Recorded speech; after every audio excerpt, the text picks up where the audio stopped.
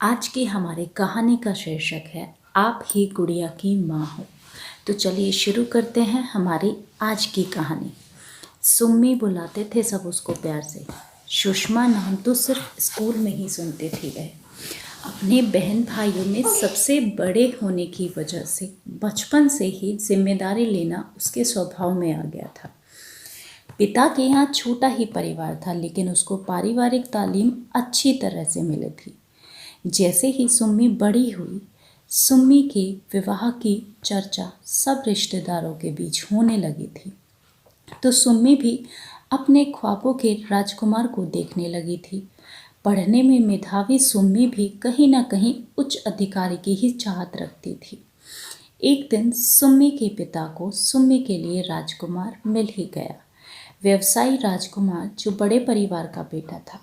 जहां सुम्मी छोटे परिवार की बड़ी बेटी थी, वहीं संजू भावी पति बड़े परिवार का छोटा बेटा था। सुम्मी और संजू दोनों का विवाह तय हो गया। संस्कारी सुम्मी ने नई दहलीज पर अनेक ख्वाबों को संजोकर कदम रखा। कुछ ख्वाब मुकम्मल हुए तो कुछ अधूरे ही रह गए। सुम्मी को जहाँ छोटे परिवार के अनुसार थोड़ा सामान बनाने की आदत थी, वहीं सुम्मी के ससुराल में ज़्यादा सामान बनाने की सीख मिली। नई बहू के आने से न केवल बच्चे खुश थे, बल्कि उसके संस्कारों ने उसके बुजुर्ग सास ससुर को भी गांव से ही शहर बुला लिया था। शुरू में भीड़ महसूस करने वाली सुम्मी बड़े परिवार में सामंजस्य बिठाने लग गई थी। सबकी इच्छाओं को पूरी करते करते नई बहू कब सबकी चहेती बन गई, किसी को पता ही नहीं चला। भरे पूरे परिवार में बस एक ही कमी थी कि सुम्मी की बड़ी जेठानी को कोई बच्चा नहीं हुआ था। वह अभी तक मातृत्व सुख से वंचित थी। सुम्मी की जेठानी मीना अक्सर इस बात को सोचकर उदास हो जाया करती थी। सुम्मी की दूरदर्शी आंखों ने मीना का दर्द समझ लिया और अपनी पहले ही संतान को जेठानी को देने की बात अपने पति संजू से कही। संजू की स्वीकृति के बाद बात मीना तक पहुंची।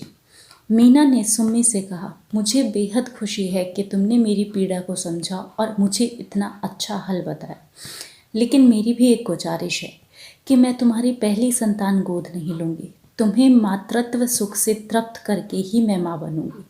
सुम्मी सबसे छोटी होने के कारण उसकी सास उसे नई बहू कहकर पुकारती थी। नई बहू के सराहनीय फैसले के साथ बड़ी बहू मीना के समझदारी भरे फैसले पर सुम्मी की सास ने मोहर लगा दी। कुछ समय पश्चात सुम्मी एक बेटे की माँ बन गई। बेटा बड़ा होने लगा। सुम्मी भी अपने वादे को पूरा करने की ओर अग्रसर होने लगी। सुम्मी दोबारा माँ बनने वाले थे। उसने जेठानी से निश्चय करवाया कि ये बच्चा आपका ही होगा। मीना जैसे सूखे दरख्त को पानी मिल गया हो, उसने मूक सहमति दे दी। संतति का देना और लेना दोनों ही स्त्री के स्त्रीत्व के बड़े बलिदान हैं। 9 महीने दोनों ही माँओं की कोख में पल रही संतान का एक दिन संसार में आगमन हो ही गया। बिटिया रानी का आगमन यूँ तो परिवार के हर्ष को बढ़ा गया, लेकिन मीना के दिल में कसक पैदा कर गया। उसने सुम्मी से कहा, देखो सुम्मी, तुम्हारा परिवार पूरा हो गया है। मुझे लगता है गुड़िया को तुम्हें ही रखना चाहिए। बहन को एक भाई और भाई को एक बहन भी मिल जाएगी। सुम्मी ने भरी आंखों से कहा, दीदी, यह आपने कैसी बात कर दी? आपके पास जाने से क्या ये भाई बहन नहीं रह पाएंगे? और रही बात मेरे परिवार पूरा होने की, तो वो तो आगे भी पूरा हो जाएगा। लेकिन 9 महीने आपकी ममता ने जो तपस्या की है, उसका मूल्य कौन चुकाएगा? आप ही गुड़िया की एकमात्र माँ होगी।